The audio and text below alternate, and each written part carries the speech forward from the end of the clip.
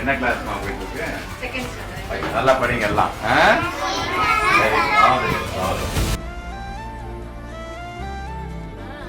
நீங்க என்ன படிச்சீங்க உலகத்துக்கு காட்ட போற நாள் தான் உங்களுடைய பப்ளிக் எக்ஸாம் டே.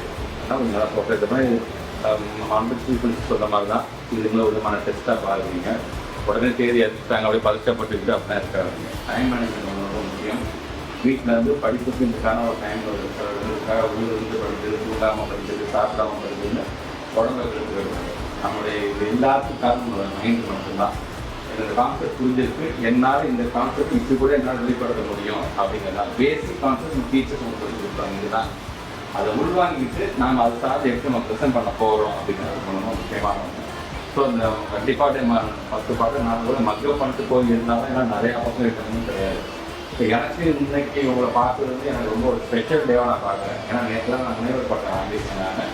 ஸோ அந்த ஆராய்ச்சி படிப்பை முடிச்சுட்டு முனைவர் பட்டத்தை பிறகு நான் வரக்கூடிய ஃபஸ்ட்டு ஸ்கூல் இந்த ஸ்கூல்